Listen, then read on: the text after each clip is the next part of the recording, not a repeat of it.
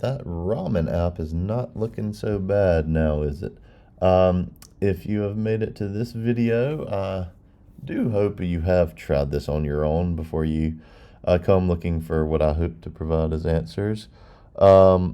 So this is yet another example of them throwing some code at us, and I do appreciate the test of kind of being able to figure it out. I would rather just be told, hey, build this app. That's just me, rather than trying to mix and match. Do I use the words they want? Do I make up my own? There's a lot kind of left there. There's also some stuff here that you just kind of have to know is there, else you never know to use it. So they want us to create a filter for the genre. So we want to filter through Netflix genre. Basically, we want to make sure that if we go to our data sets, okay, this is our, what we were in earlier, this is our user data. There's only 6 options. So we want to make sure that whatever our user picked that aligns with that image will, if we go back to our Netflix data, line up with the genre. So we want to cycle through or traverse our Netflix genre list and pull out the index, not the ID, okay, because remember the ID is a +1, but we want to pull out the index anywhere where it's a match.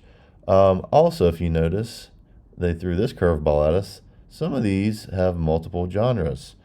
So, also, if I'm looking, I see comedies. So I'm checking for spelling. I'm checking for all sorts of things.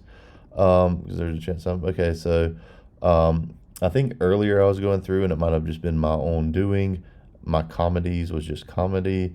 So just double check that your main genres here in the user genre list do match up. Okay, so if we get that squared away, we're going to go find the function for filter by genre. They give us a temporary list that we're going to put everything in. Great. When we want to filter, we need a for loop. We are going to run it the length of the Netflix genre list. We could use any of the Netflix lists. They are parallel, but we'll do genre dot length, okay? Now, each time, this is something they don't flat out say, but we need to pull whatever genre is stored at that particular index and use it for a comparison. So what we're going to do is we're going to create another local variable, and we're just going to call this, what is a good name for that? We already have the list name is Netflix genre. How about Netflix list genre? That's probably going to be confusing, but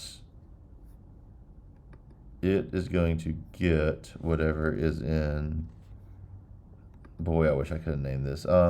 Let's just call it temp genre to keep it simple. That'll be easier. Okay. And it's going to get whatever is in Netflix genre at I. Okay.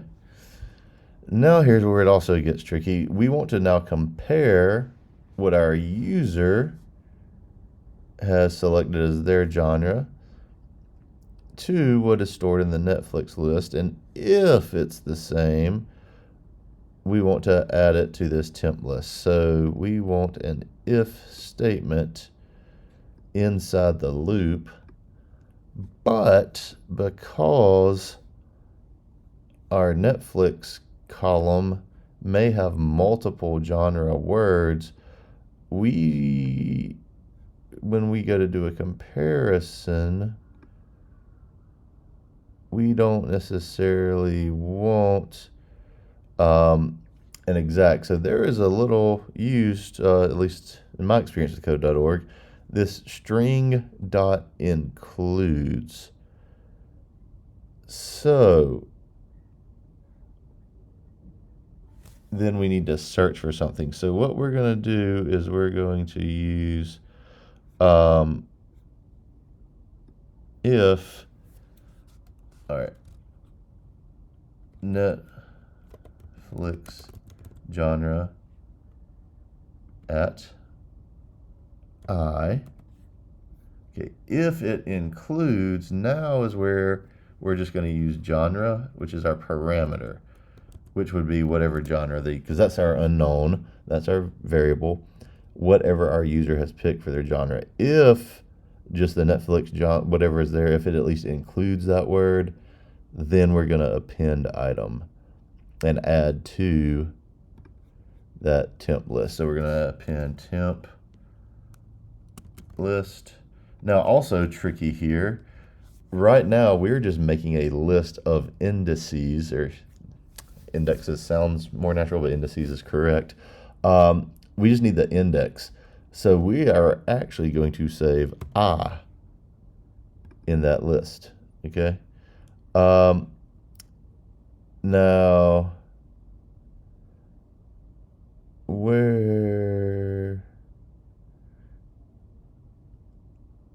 did I go wrong with that? Maybe it's because I was wanting to do a direct comparison.